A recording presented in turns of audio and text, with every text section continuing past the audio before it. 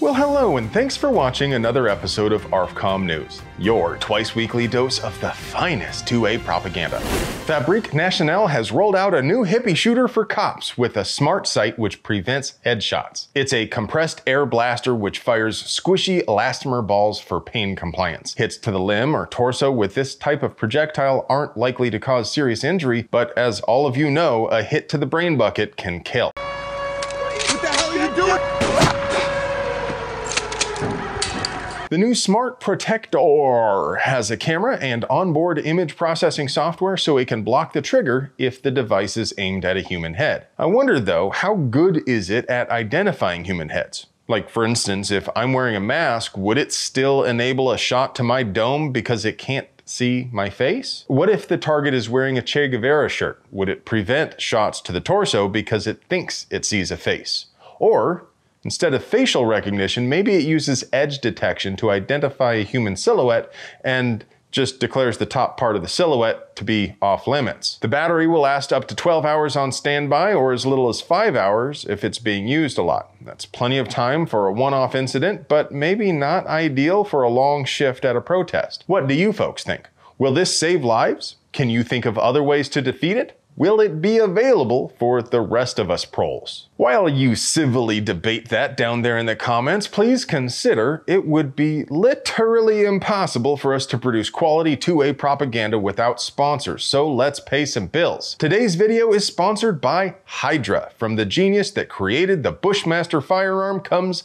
the Hydra Mark 15, the ultimate weapon platform. Modular, versatile, and mission-driven, the Hydra Mark 15 quick and easy caliber changes give you a whole lot of options without costing a whole lot of money. And by Double Black. Double Black's all American-made 416R stainless barrels are threaded half by 28 and are button rifled at 1 in 10 twists so you can shoot cast, plated, or jacketed ammo. They're ready to use with no hand fitting required and a thread protector is included. And by Vault Pro, proudly manufacturing the finest American-made safes, vault doors, safe rooms, and storm shelters. When you buy from Vault Pro, your safety, security, and privacy is their only priority. Vault Pro has never and will never release your information to another party. Click the Vault Pro link in the doobly-doo. Speaking of less lethal, the CEO of Burna, Brian Gans, is not real happy about being tricked into doing an interview for The Trace about his less lethal pistols. Burna makes a line of pretty legit less lethal pepper ball launchers. The Trace is the propaganda arm of Everytown funded by Michael Bloomberg. A writer from The Trace contacted Gans claiming to work for Wired magazine, but after he got the interview, he published his article in The Trace, taking quotes from Gans out of context and using them to support Bloomberg's disarmament agenda. Gans was understandably not pleased. "I never said anything like that," he said. "I support the Second Amendment, and I've carried concealed for years. I've been a gun owner my entire life." Pocahontas introduced a bill in the U.S. Senate which would require all ammo sellers to have a federal firearms license, require background checks for all ammo purchases, and ban sales of more than 1,000 rounds or 100 rounds of 50 cal in any 5-day period. So I guess the message is they want people to do less training and be more dangerous? I mean, 1,000 rounds is a lot more than you'd need for any sort of criming or minecrafting, and I could still build a pretty respectable ammo fort buying a case of ammo once a week.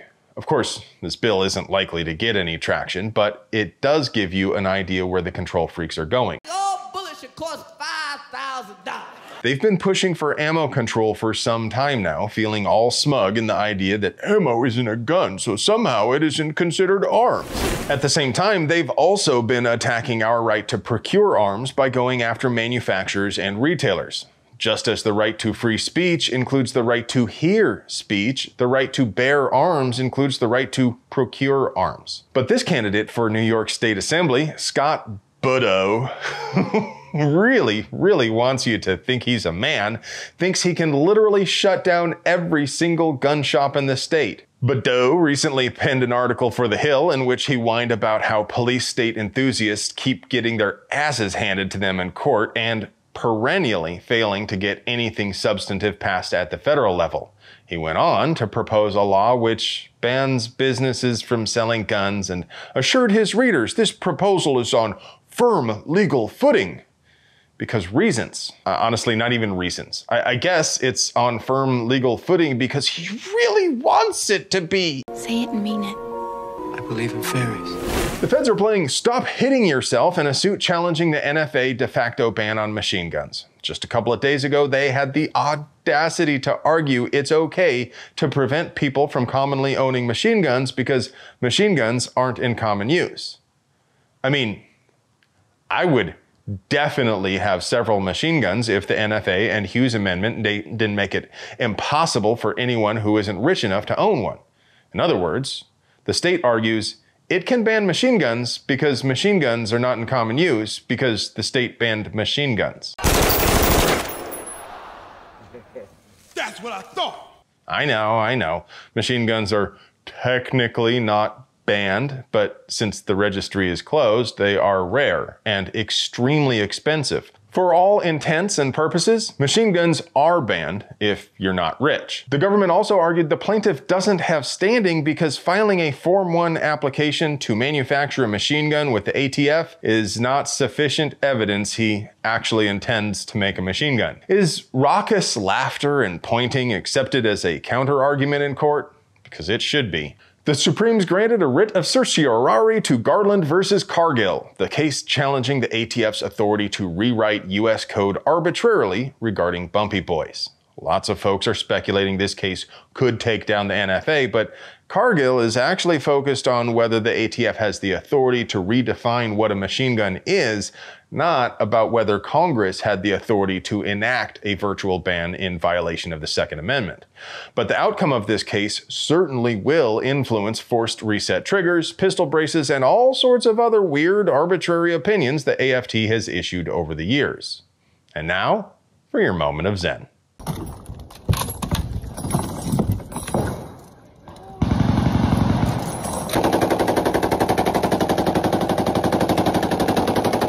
Hey friends, do you like pews and other pew-related things? Would you like to help us keep delivering you pure uncut American pew propaganda at the low, low price of free fitting? We literally couldn't pay the bills without our sponsors, so do us a solid and get yourself something nice from them. You deserve it. I love you.